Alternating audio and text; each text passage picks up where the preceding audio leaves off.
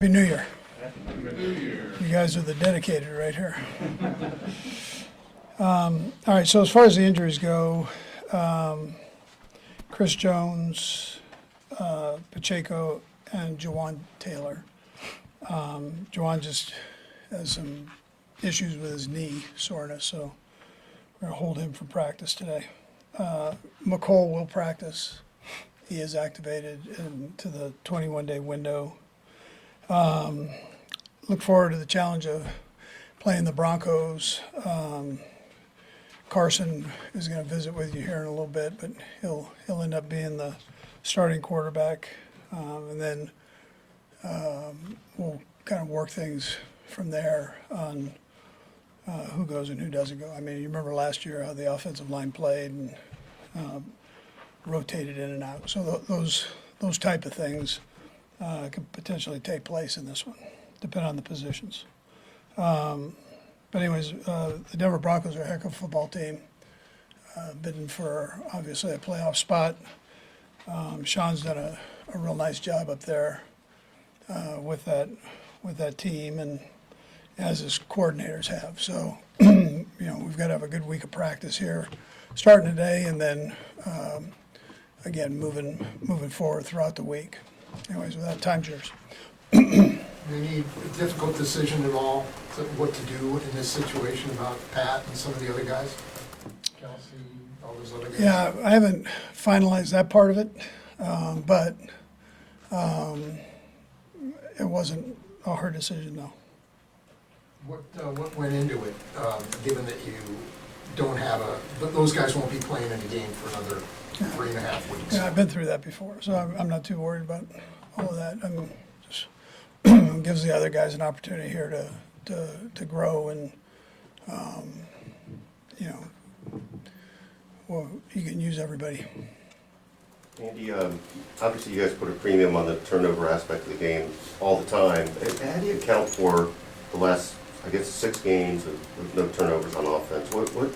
What's the difference? Yeah, Nags has made a big point of emphasis on that, and making sure that the guys are keeping the ball high and tight, eliminating tip balls, which could be a problem.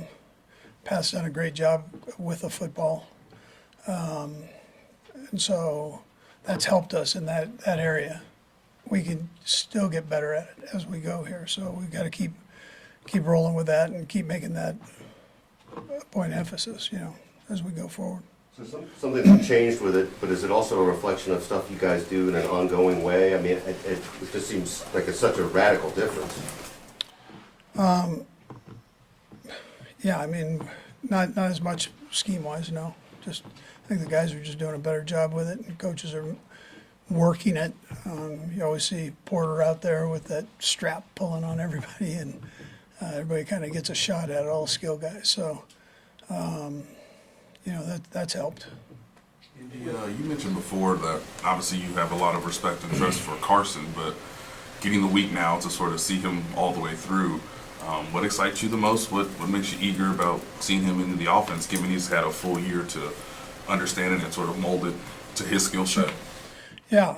Well, I think, first of all, I have a lot of respect for him. I think he's a good football player. I think he's got a good feel for this offense. Whether he's developed it or had some of the stuff prior to coming here, he's got a good feel. And then he deserves an opportunity to get in there and play. And at the same time, it gives Pat time to work on certain things that he'll do during the practices. How have you seen the other Carson Steele, develop throughout the season? Yeah, Carson's done a nice job. We've asked him to play fullback and special teams, two of the things that he didn't do.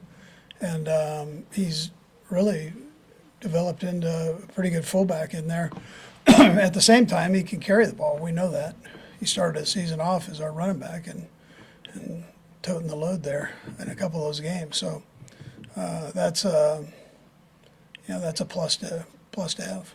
Andy, what kind of conversations are had or consideration given to players who have contract incentives or career milestones going into a Yeah, sure, I look at those, yeah. Like we did with Chris last year. Yeah. Sure, we look at all that, for sure.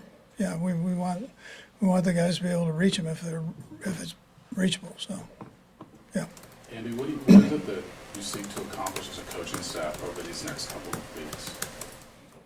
Say that one more What is time. it that, like, how do you guys operate as a coaching staff over Yeah. these next couple of weeks? Yeah. What do you seek to accomplish? Yeah, well, the primary thing is to make sure that we stay sharp at all areas through this game and,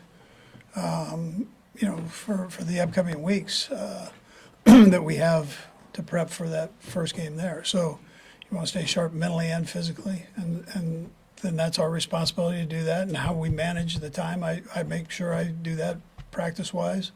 And then the guys go out and players and coaches and work on that, keeping themselves in the right timing the right way. Yeah. Does the speed of practice change at all, given that you mentioned that the speed of the games increases as you get into the Yeah. playoffs? Yeah, it does a little bit, yes. I mean, you'd see that more next week, yeah.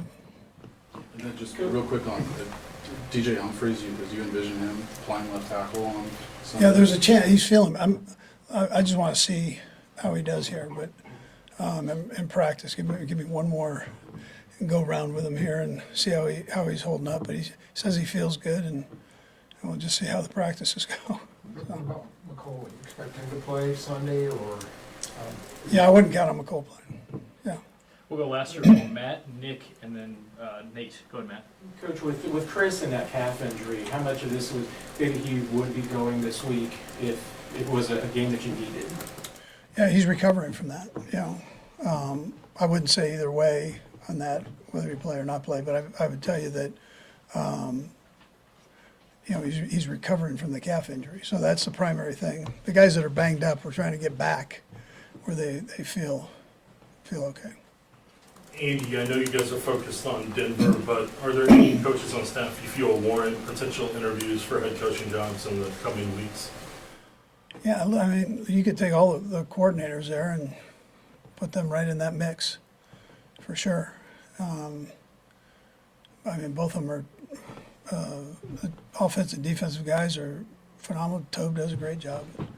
I know the two names that normally come up are the offensive and defensive coordinator. So, but both of those two are warrant that, yeah, for sure. Nate? Hey, there's been some speculation from analysts that maybe you could treat Sunday's game similar to a preseason game where you would say have Hollywood Brown or DeAndre Hopkins play a certain amount of time and then obviously sit them in the second half. Given your experience, is that feasible? Is that something that you could even consider given how small roster manipulation you can do in Week 18? Yeah, well, you get two elevations, that's all. So it's hard to do all of that. I mean, the rosters are small now where you got to play guys, and that's how it goes. I mean, if somebody wants to start messing with it, then there's not a whole lot of messing going on. So I'm sure that's for a reason. So guys play, that's how it goes. Good. Thanks, Coach. All right.